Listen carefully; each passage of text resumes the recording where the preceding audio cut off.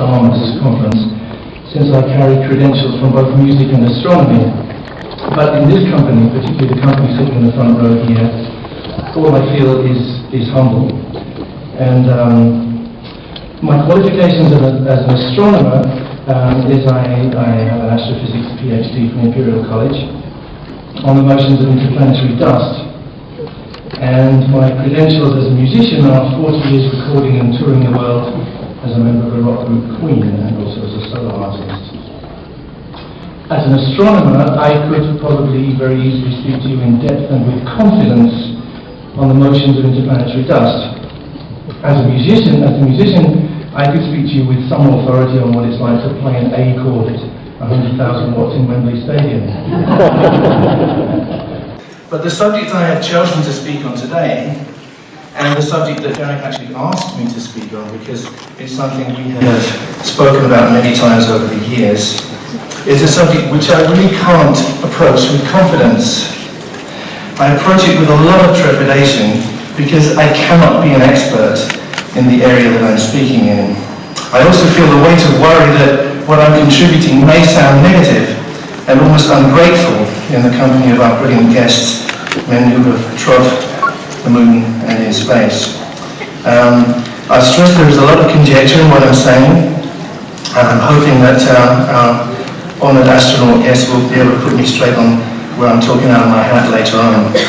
But I hope that you will trust that my heart is good in saying what I'm going to say. So I stand before you today really neither as a scientist or as an artist or as a musician, but just as a human being. Maybe we need to turn this down a little because it's squeaking. A little bit of feedback there. So this will be entirely non-technical.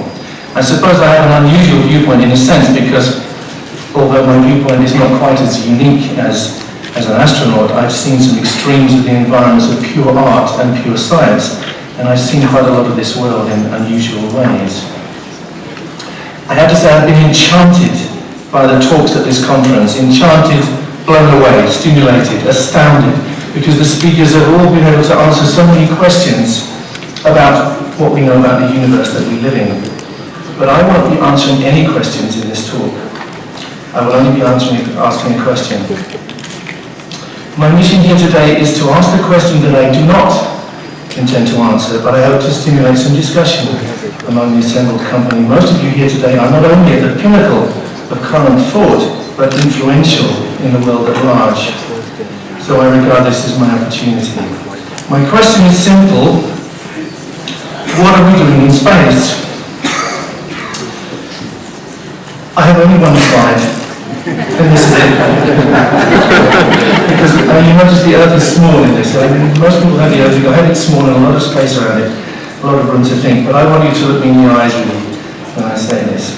On the surface, okay, this is a purely factual question of what is currently happening in the human race's exploration of the space around our planet, but most of that has been answered already in this conference, and very exciting it is too.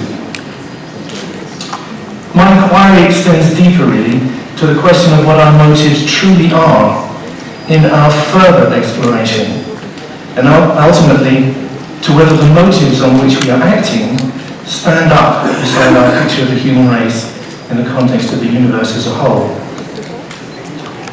In case that doesn't make sense, to cut to the chase, what I'm saying is now that the door to the conquest of space has been opened by brilliant scientists and engineers and brave explorers, is the rest of mankind ready or even worthy to walk through that door? Question: if we walk through in bulk, what will we take into space? Well, how did this begin? Amazingly, it's half a century since man first ventured outside this thin layer of life-giving atmosphere which surrounds our little planet. In the 1950s and 60s, we saw two powerful nations, USA and what was then called the USSR, who were in a state of so-called Cold War with each other, both pumping money and human ingenuity into building space rockets to take man into space. The first steps were very much like Jules Verne's projectile, a capsule shot into near space and allowed to fall its natural parabolic trajectory back to Earth. But the crucial thing is that it was established that a man could survive in the near vacuum of space. The Venerable Leonov, we've seen here, proved this by his personal courage. And they could survive using a microcosmic support system inside a metal container, the first manned space vehicles, or even outside the capsules in the first spacesuits. So it was established that man could go into space. What ensued was a space race, a rush to be the first nation to put a human foot on the moon. Why? Well, why? Was it in the spirit of exploration, of discovery, of pure human curiosity? Yes, of course, it was all these. We know that the two men behind the American and the Russian initiatives, von Braun for the Americans and Korolev for the Russians, had dreamed of a moon landing all their lives. But if human curiosity was the only motive, why did the two nations not collaborate? What a wonderful way it would have been to mend bridges, to work on such a noble project hand in hand. But of course they didn't. Why? Because the whole subtext of this endeavour was, just as it had been 40 years earlier for von Braun in Germany making V2 rockets to bomb London, military. In Russia, Korolev was doing the same job as von Braun was for the Americans. The dreams were there, shared by the astronauts, the engineers, the astronomers, the whole huge technical team who worked on this project. But why did it get the billions of dollars that it needed in funding to make it happen? I can't avoid the thought that it was because of quite different reasons. Not only did the conquest of the moon look like it could give superior firepower and superior spying power for the nation who got there first, but the prestige, the bravado, the impression of military might had to be huge. It had to be something which would frighten all nations into submission. The power behind the two national efforts was in fact military. From then on, one wonders what happened to the motivation, the power. Yes, there were more moon landings. We've seen this today. 12 people, 12 brave men that walked on the moon. And I'm full of awe and full of admiration for these people. It seems strange to me, now we are almost 50 years on, and how is it that this huge momentum to achieve this massive advance did not get translated in this incredibly long time, half a century, into colonization of the moon by now? It's an odd question to answer. Those 50 years have seen thousand-fold leaps in expertise, computer technology, the birth of the internet, etc., etc. So how can this outreach into space actually slow down? Buzz told us in his address to us yesterday that after the clear objective of the first moon landing had been achieved, it became harder to become clear about what the objective was now, and harder to keep the support for the continuing exploration going. Yes, that must be so. But it's tempting for me to theorize that the military powers that be did not see any immediate advantage in pursuing this path after a while. They turned their eyes in other directions. And they were actually very open about it. So while Kennedy spoke of man's ambition to explore the cosmos in the pursuit of pure knowledge, not too long after, the word Star Wars was coined to describe the ambitions of a very different emphasis for the development of unmanned weaponry in space, instigated by President Ronald Reagan in the 1980s, the Strategic Defense Initiative. During this time, the moon was left alone. I can only guess, but I look at a reason. This is perhaps more whimsical. I'm involved in trying to get some money to study the zodiacal dust further, and we're failing miserably. We're asking for probably about £10,000 to repeat the experiment that I did for my PhD. Really, it's pure knowledge, it has no application, but it will tell us something about the dust clouds that surround stars, and particularly our star. Meanwhile, I contrast this with the roughly $330 million that were allocated for NASA to hit Comet Tempel 1 with a projectile. Please don't tell me that military considerations have nothing to do with the decision-making process. I don't doubt the sincerity of the scientists who pulled off this wonderful feat, but how jolly for the politicians to be able to demonstrate to the world that the USA can hit a target at 100 million miles. So I would say the prime motivation, and it's putative, but perhaps the prime motivation for much of the money allocated to space exploration is at least still tied up with the military and with political power. If this is true, are we happy with this? Does this give us the right kind of motivation to continue our march into space? Question: is this what we take into space through that door, into the future? Do we take military ambition? Do we take economic ambition? Politics, economics, and the military always seem to conspire very well together. Do we take the greed and selfishness of big business into space? Will we rejoice when we get off that lunar shuttle in seeing a McDonald's sign, or a Kentucky Fried Chicken, Gucci, L'Oreal, hedge funds, insurance brokers? Again, I don't have the answer. What else do we take into space? Well, probably a continuation of our present behaviour on Earth, right? We need new lands, do we? The Earth is no longer big enough for us, right? I actually wrote a song about this many, many years ago. It was called 39, where the astronauts go off and look for new lands, and humanity is able to migrate to new places. But should we look for a moment to the damage we've done already to our own beautiful planet? A planet so uniquely, perfectly suited to our needs and the needs of all the creatures who, as Richard Dawkins has reminded us, are each at the pinnacle of their evolutionary path and worthily share the earth with us. Slide number 1. Looking at our planet from afar, it looks so peaceful, so clean, gentle, and unsullied.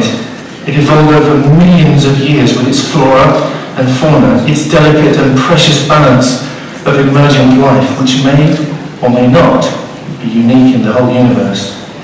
But this paradise, this Eden, is not showing us the hurt that it's endured in the mere couple of 100 years since man became all-powerful. It's hard to imagine now what Earth was like just 300 years ago, before we covered it with roads and concrete and fast food chains. It was literally teeming with life. It's said that when Captain Cook first dropped anchor in the Seychelles, they looked around the waters and there were so many turtles in the sea that you could walk on them all the way to the shore. Those of us who, perhaps like myself, have been diving for many years know how different the seas look under the surface these days. This is all whimsical, but it's said that when the last rail was laid on that first railroad across the USA, you could travel from coast to coast, and there was never a time when you couldn't see buffalo. What happened? What did we do to our beautiful planet? Where do we start? Garik pointed out to me, ironically, we've produced so much light pollution that most of us can no longer see the stars from where we live, so we have to go into space to see the morning stars. There are already thousands of pieces of debris whizzing around in orbit around the Earth. NASA keeps tracking them because they're very dangerous. They're the remains of spent rockets and deceased vehicles, right down to stray nuts and bolts. Some of them very small, but all travelling at 25,000 miles an hour, miles a second, I'm sorry. So it's not great if they hit you. This is some of the stuff we've done, some of the less glamorous stuff we've done. But I take much more seriously the mess that we've made of the planet.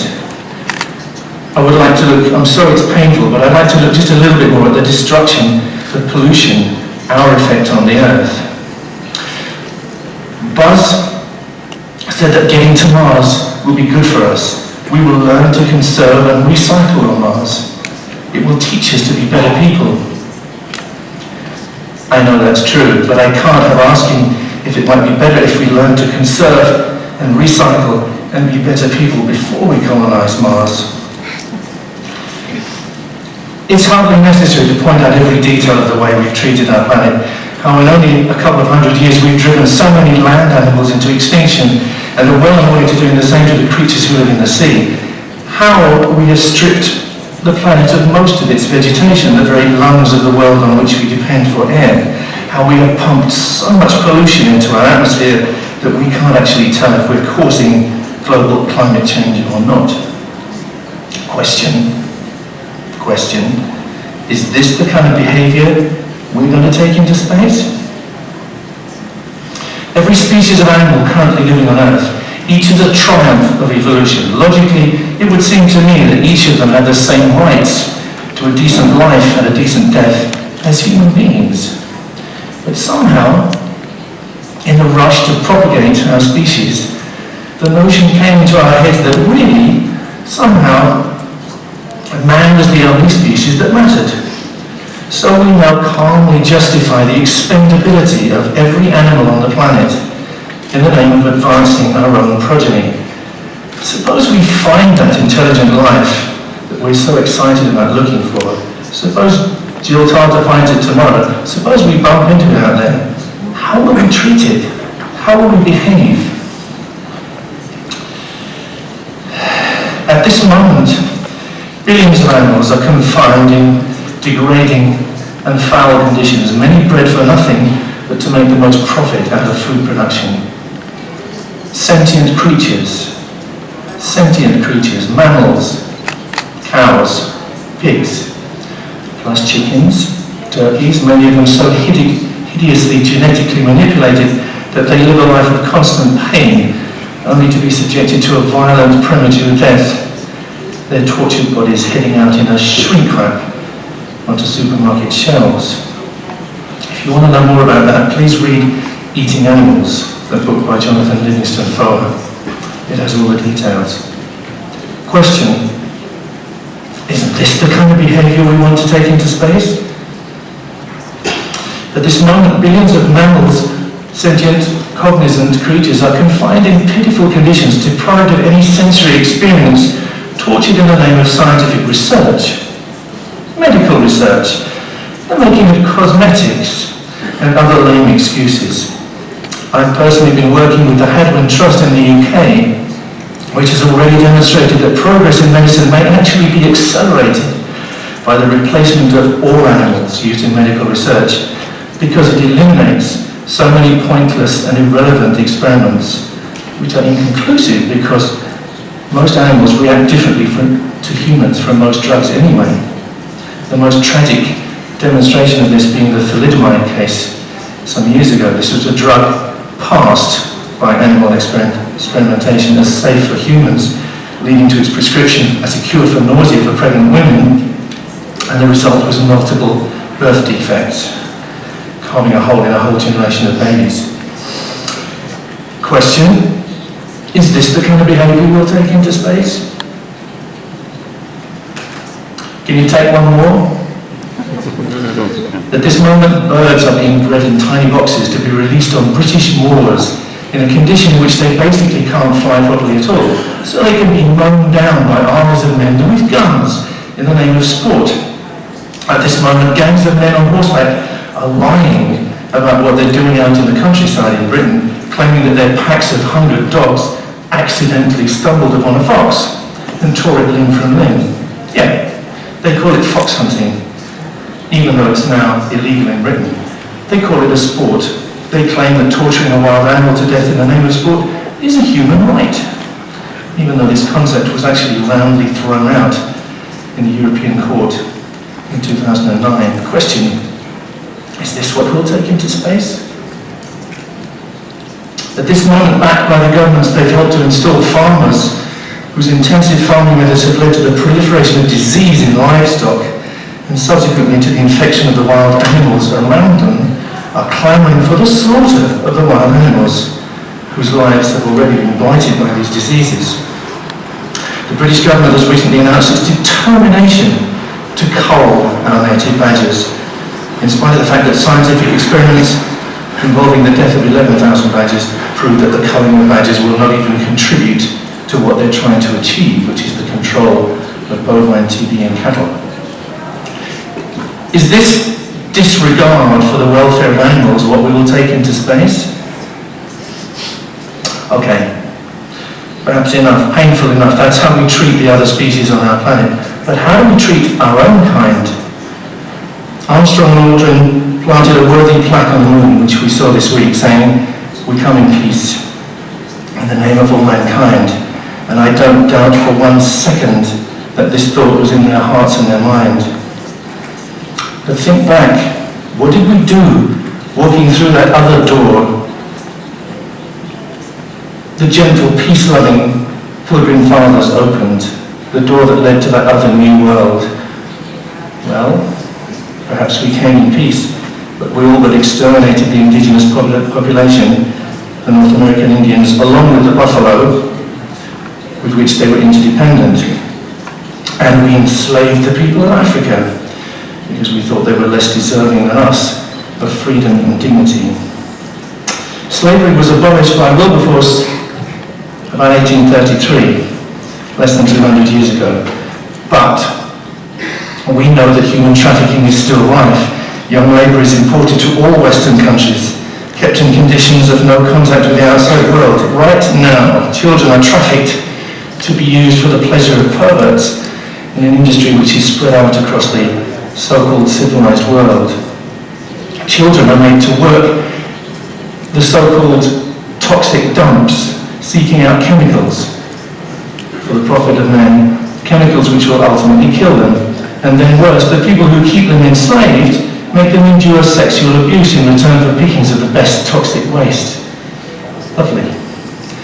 We fight wars for territory. We fight wars for political power. We call ourselves peacekeepers, yet we use our might to make war in impoverished countries, often protecting regimes of questionable morals. We play God, attempting to change the leadership of countries to suit, sometimes, our own economic needs. I guess what I'm saying is our record of abuse to animals is pretty much matched by our abuse to our own kind. You may disagree on some of the details, but I think the principle is there. So my question is, do we take this into space? Is this what we take? Do we take all of this into space? If we allow large numbers of men to go into space, who is to stop a country building a military base on the moon? Or perhaps on a conveniently placed asteroid, a conveniently hard to monitor place, and using this base to bring about the next Hiroshima, the next act of destruction committed in the name of keeping peace, or spreading what we call democracy. Perhaps the next Hiroshima will be New York, or Moscow, or London. Suddenly the conquest of space takes on a very heavy overtone. We all know the story of Copenhagen, the story of the agonies of indecision of Oppenheimer and his colleagues, on whether or not to give the secrets of making an atom bomb to their governments. And we know what the result was. It's too late to take back the nuclear bomb from the politicians of the world.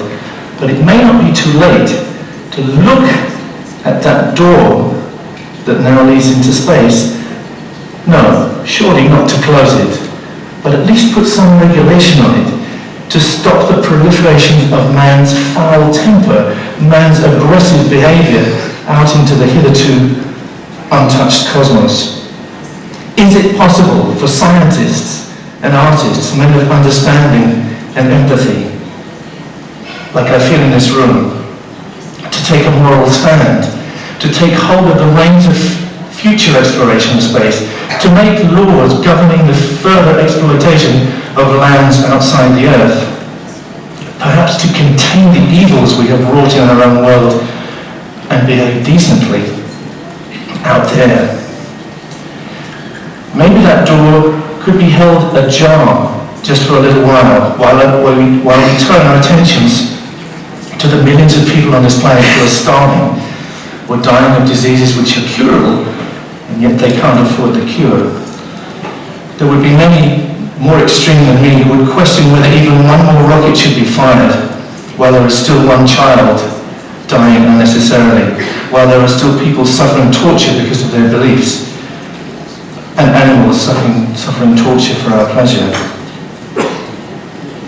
Is it a lost cause? Must we conclude that man in bulk is indeed unworthy to step off the tiny blue world, which is all but destroyed in his folly?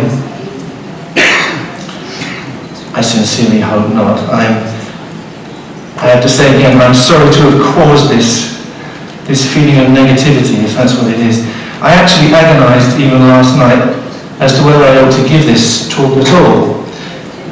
Nobody in this world loves the pursuit of knowledge more than I do.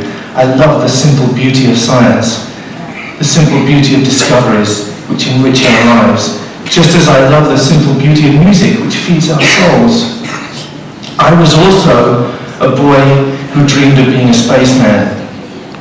Dan Dale was my hero from the Eagle comic, a fictional man of honour, courage and moral rectitude, just like the great men we have among us today, the real-life astronauts of our time.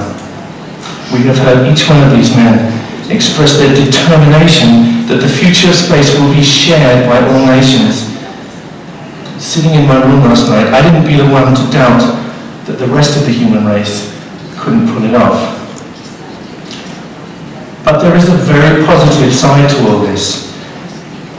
To be asking this question at this time, I believe this is an opportunity. I believe that if we ask this question and take enough time to ensure that we get the right answers, we actually have a chance of a new start for mankind. And many of the people who can make this difference to the world in the future, to our world in the future, are in this room. If we don't ask this question right now and take some action to ensure that we get the right answers, who will? Okay, for the last time I ask the question, if we do open this door wide, can we, as concerned scientists, artists and human beings, find a way to propagate just the decent parts of our civilization? Not cruelty, but empathy and compassion. Not greed, but generosity. Not conflict, but cooperation. Not war, but peace. The spirit in which we see these astronauts go. Peace in which all men, all women, all creatures can share the glorious gifts of nature, the glorious gift of life. For now, in a sense, I feel we are all participants in a new Copenhagen. Thank you very much.